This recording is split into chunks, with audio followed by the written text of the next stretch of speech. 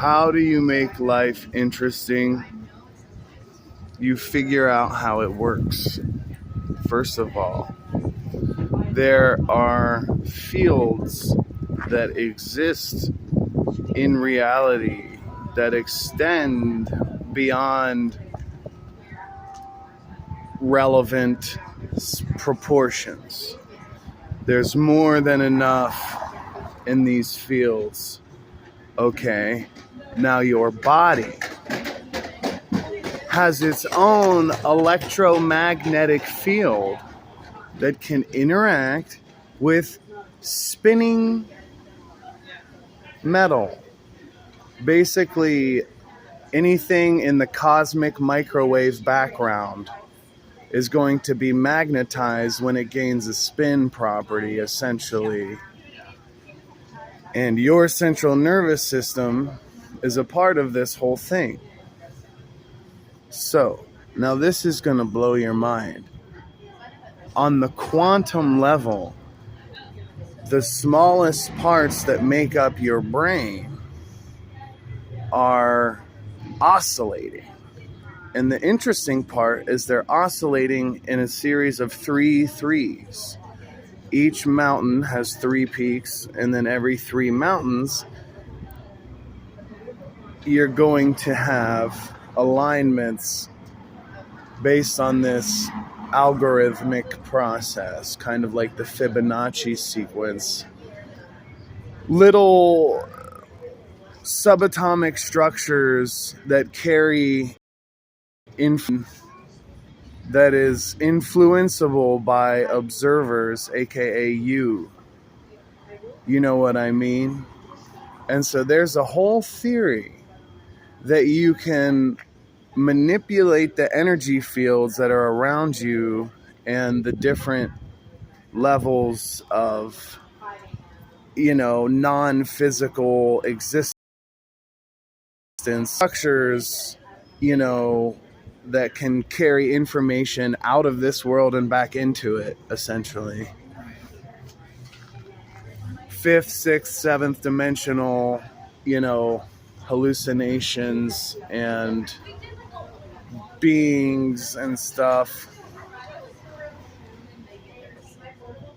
Alan Turing, anybody who's into morphogenetic fields knows what I'm talking about, with the spiraling wind in Starry Night.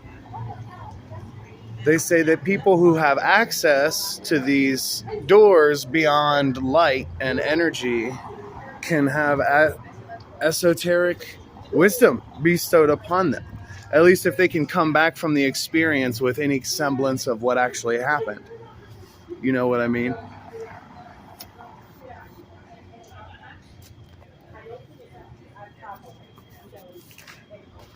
In the dogma, maybe not dogma, in the material of sacred geometry, you come across,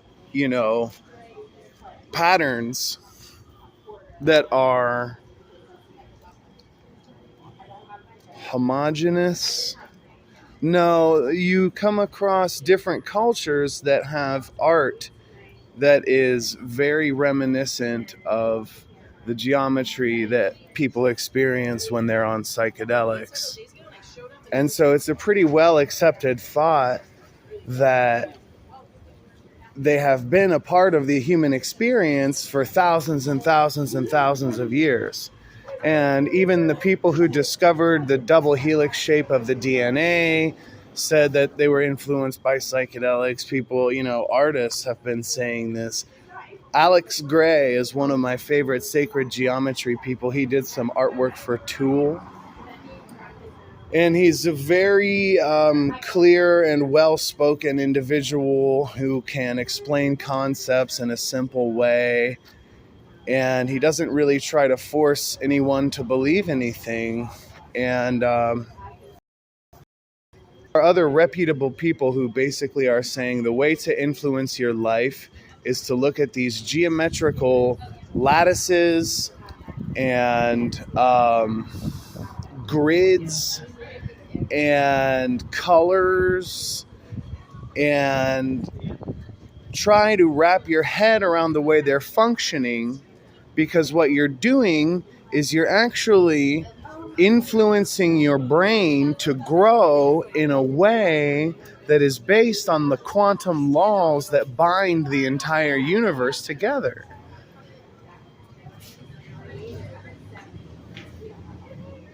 If you imagine that the universe is an expanding sphere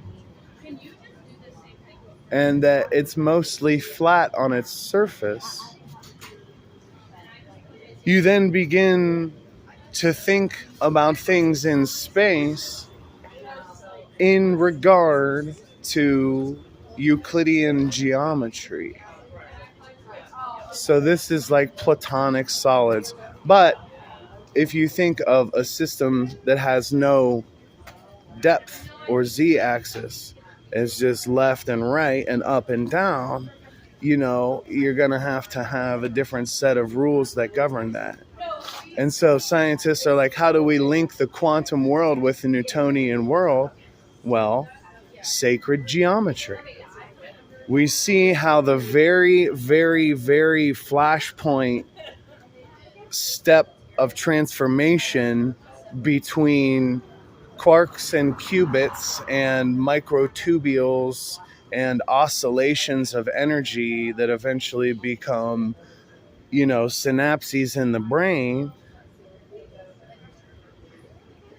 And then, spoiler alert, we don't need to unify quantum physics and Newtonian physics. We need to redefine Newtonian physics completely, accept the things that it has successfully predicted, and then rewrite the laws of the physical world more accurately based on the new quantum understandings. Just like photons that you literally see with your eyes because they energize your fucking rods and cones are just waves of energy until they are motherfucking observed. This is proven in the double slit experiment.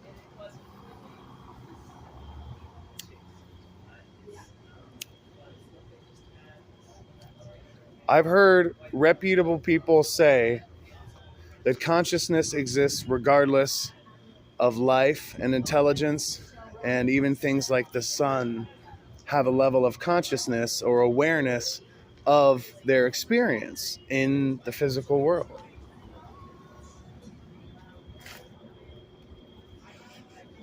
Now we have to connect all these things. Geometry, believe it or not, it's important, and this is why psychedelics are also important, because when you look at the real world, the only experience you really have connected with anything you see at all. When you take even a low dose of psychedelics, you become sucked into the world. You become such a part of everything that's happening that it feels like waking up for the first time, but you remember it. It's so familiar. It hits you and you're like, this, yes. No more separation between you and the outside world, okay? So we need to go back to that. And we need to understand how these morphogenetic patterns that these scientists from the 1800s claim exist and used to find math that actually predicts natural things like the way leaves grow and the way zebra stripes are and stuff like this. The natural phenomenon in the world are allegedly based on these Turing patterns, fetal development, stuff like that. And then when the being becomes aware enough to influence its own quantum, properties, it really just does, and it can, and that becomes accessible. Just like, evolution led jellyfish to be able to regrow their limbs, it's leading us as individuals. We're part of the process.